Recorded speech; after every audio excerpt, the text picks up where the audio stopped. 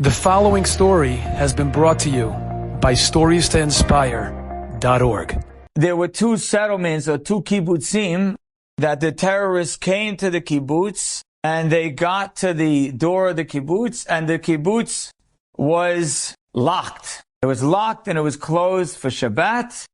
And therefore the terrorists said, okay, we're not going to bother here. And they went to a different kibbutz and no one in that kibbutz was touched. There's another story of another kibbutz, another settlement that had just decided a few weeks ago to close for Shabbat. And sure enough, they had their gates closed and the terrorists came and the Jews inside yelled and the terrorists ran away and no one in the kibbutz was touched. There's another story. There's an area called Ofakim. Ofakim, half the settlement is Shomer Shabbat and the other half of the settlement is not. The terrorists drove trucks into middle of the settlement and all of them got out of the trucks and went to the not Shomer Shabbat side. They did not touch the Shomer Shabbat side.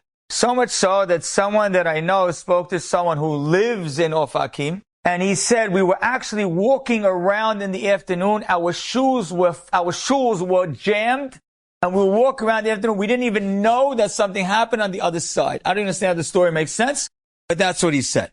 There's another settlement that is not Shomer Shabbat. And the way the terrorists got in is the gate opened because a Jew was driving his car in and the terrorists followed the car into the settlement. There's another story. There's a crossroads that terrorists clearly went on and they could either go to what I said were the not Shomer Shabbat settlements, or there was one of the biggest and most important yeshivot in Israel called Tifrach. That yeshiva had in it, on that day, Simchat Torah, 1,200 yeshiva students.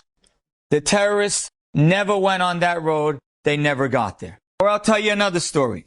There's a girl who was observed, grew up religious, and then went off the path. And her mother said, please, you have to do something for Hashem. She said, no, I'm going to the rave. It's the biggest party of the year. I'm going to the rave. I'm going to the party. My mother said, can you do me one favor?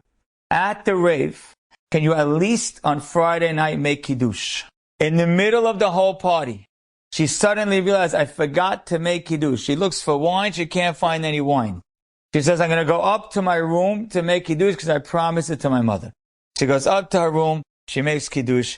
And that's when the terrorists arrived. And she missed the entire thing. There's another story. There's a driver who's a Chiloni guy, irreligious person, who goes and drives people to rabbis to get berachot in Israel. And he does this constantly. A few months ago, he was driving a rabbi to other rabbis to get blessings, and the rabbi says to the driver, why don't you come in and get a blessing too? He said, no, ani Chiloni, I don't do that. That's not my thing. So the rabbi in the car says to him, why don't you at least do something? He says, at least try to observe Shabbat. The man said, you know what? I'm going to try to work a little bit on observing Shabbat. Now the rave is coming. He has every friend of his telling you this is the party of the year. You have to come. He said he was so tempted because he lives near there. He decided right before he's taking his family to Haifa and he spent Shabbat in Haifa. And his life was saved, obviously. Someone sent me a video of a woman who's speaking on a talk show host. At a talk show, and she tells the host, she says, I live in a settlement. She says, it's Saturday morning on October 7th. She says this in Hebrew. And I have a little hole through my door, and I see commotion outside my door. I look through the hole in my door, and I see 7 terrorists outside my door. She says, I go to get 2 knives, I guess from the kitchen. She says, and I'm looking at this hole, and they're about to come into my house and destroy my family. I have 2 knives. Like, what's 2 knives going to do with 7 terrorists with guns? And she tells the story. So I looked up to Hashem and I said, Hashem, for the rest of my life, I promise I will keep Shabbat. She says, I looked down and the terrorists were gone. And my entire family was saved. And then this one more story is the one that I guess got to me. Last Wednesday after the class, I did a video. Organizations sometimes like rabbis to speak on the organization. So there was an organization that's for people with cancer that wanted me to speak and give inspiration to those people. So they always come down to me or wherever any rabbi they're coming to. Okay, guys, come meet me here. and you record me for a few minutes, and then I'll continue doing my day or whatever I want to do. It's not really that disruptive. They set up the camera. I turn to the camera, talk for 10 minutes, go back to the day. It's basically like that. The man who came to set it up had like Chasid peot. I said, wow, you're Hasidish? He said, but nothing about him looked Hasidish. He said, no, I'm not Hasidish, but I have these peot. Like down to here. I said, why do you have these peot if you're not Hasidish? Like, I don't know if it's fashion. He says, I'll tell you my story. He says, I grew up very religious, and then I completely went off the path. I moved to Israel. I put on a ponytail. I completely went off the path. I partied, drank, drugs, everything completely gone. Says, I met my wife. She was a little more religious than me. Long story short, we became religious. We became Shomer Shabbat, and I became fully religious. And when I cut my ponytail, I had these peot still, and it kind of kept the bad people away from me. Like, I guess they realized not who I used to be. And so I decided to keep them, even though I'm not like a Hasid, but I decided to keep them so people know where I stand. And today he's married with kids. Maybe lives in Monsey. There's a bunch of children. Wonderful, beautiful. Okay, wow, very nice. So now, you piqued my interest. You were once religious. You weren't religious. How irreligious were you? I want to know what you do. Which drugs did you take? Whatever. So I'm asking him all kinds of questions. And he then tells me, he says, I have a friend who was supposed to be at that rave, at that party. I said, really? I said, like, what's the story? He says, a few months ago, this friend decided that he's going to stop going to parties on Shabbat. But his manager from Tel Aviv kept telling him, this party's different. You got to come to this party. This is the craziest party. You have to come. He says, my friend softened up. And a week before the rave, he told his manager, he says, I'm not going to come to this one. But the next time there's a party like this, maybe I'll come. And so he went with his family and he stayed home. He lived. His manager went to the party and was killed. So now here I am. Here saying, man, this is not one of the famous stories. And I have a man telling me the story. I said, okay, maybe Hashem, maybe it's time for me to stop being blind. And maybe it's time for me to realize that there are so many stories that seem to all point to the same theme.